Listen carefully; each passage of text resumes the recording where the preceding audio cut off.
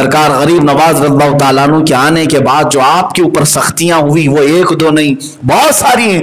آپ کو آتے ہی لوگوں نے گھیرنا شروع کیا، لیکن کئی لوگ، یہاں تک کہ تاریخ میں بتایا دلی سے اجمیر جانے تک راستے میں، دلی سے اجمیر جانے تک راستے میں 7,000 لوگ اسلام میں آ چکے تھے. وہ جس راستے سے گزر جائیں شمع اسلام کو روشن کرتے چلے جائیں، وہ خوشبو پھیلاتے ہوئے چلے جائیں.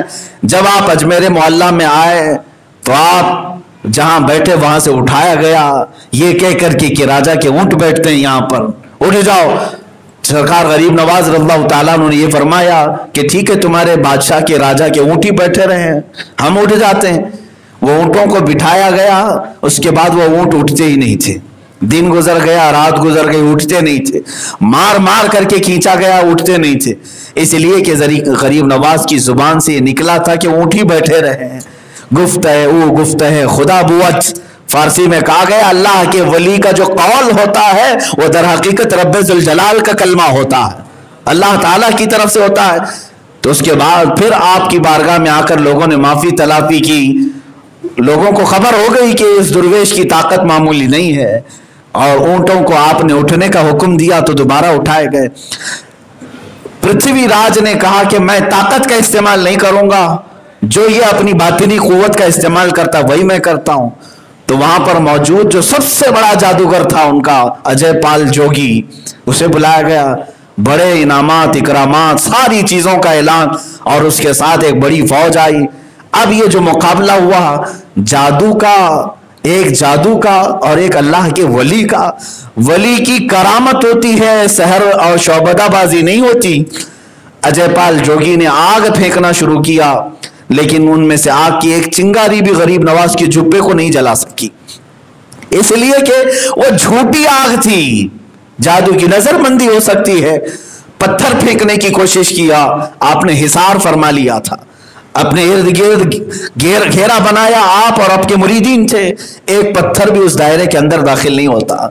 اللہ جس کی مدد فرمائے میرے عزیزو، اس نے اپنی طاقت و قوت سے ہوا میں اڑنے کا عمل دکھایا.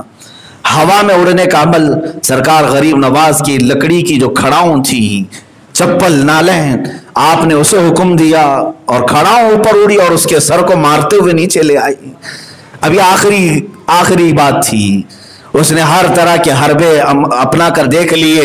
اس کے بعد اسے پتہ چل گیا جادو کا مقابلہ جب جادو سے ہوتا ہے تو ایک سے بڑھ کر ایک جادو دکھائے جا سکتے ہیں، لیکن یہاں جادو کا مقابلہ جادو سے نہیں اللہ کے ولی سے ہے.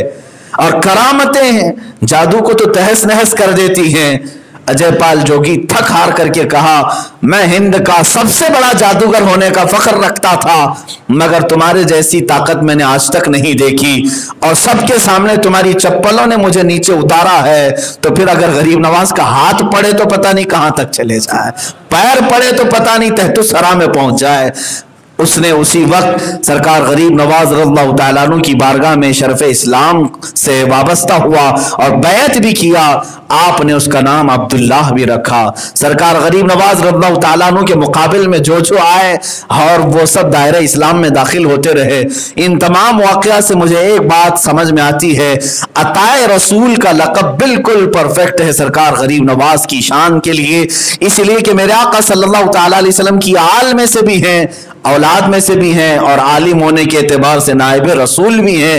حضور اکرم صلی اللہ تعالیٰ علیہ وسلم کے پاس جس طرح دشمن آتے مارنے کے لیے، قتل کرنے کے لیے، لیکن اخلاق رسول دیکھ کر وہ متاثر ہو جاتے، اسلام میں آتے. اللہ کے نبی صلی اللہ تعالیٰ علیہ وسلم نے اپنی یہ عطا غریب نواز کو بھی عطا کی تھی، جو بھی دشمن آتا تھا وہ آپ کا مرید بھی ہو جاتا. یہاں تک کہ عورتیں بھی آئیں بہکانے کے لیے غریب نواز رضی اللہ تعالیٰ عنہ کی بارگاہ میں، کئی دن تک آتی رہی. سرکار غریب نواز رضی اللہ تعالیٰ عنہ نے انہیں بھی اسلام میں داخل کیا. سب وہاں کے انا ساگر کا پانی بند کیا گیا، راستے روکے گئے. یہ ساری تکلیفیں جو میں نے عرض کیا اسلام کی شوکت کو روکنے کے لیے، اسلام کی بڑھتی ہوئی توانائی اور قوت کو روکنے کے لیے. اے مسلمانوں، اگر آج آپ کو ایسا لگتا ہے کہ کوئی دوسرا پرتھوی راج ہماری مسجدوں کو روکتا ہے یا ہمارے مساجد اور منابر اور معابد کے لیے روڑے اٹکاتا ہے، تو तो डरने की बात नहीं। जो गरीब नवाज की कौम हिंद में आबाद है, इंशाअल्लाह अज़ीज, जैसे अजमेर मोहल्ला में मेरे मौला ने मदद फरमाई थी, हिंद के गरीब नवाज के मुरीदीन की आज भी मौला वैसी मदद नाजिल फरमाएगा।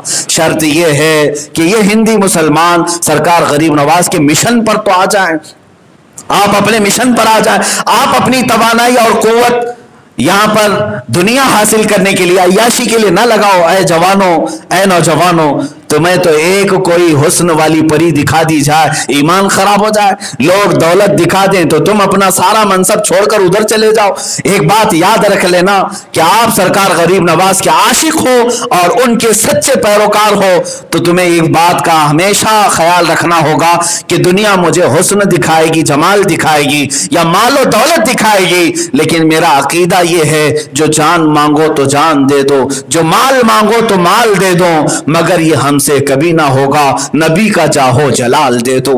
इस अकीदे के साथ अगर जीता रहा मुसलमान, तो मैं समझता हूं तुम्हें क्या, तुम्हारी जूतियों को भी खरीदने की किसी के अंदर ताकत नहीं होगी, कोई नहीं खरीद सकेगा।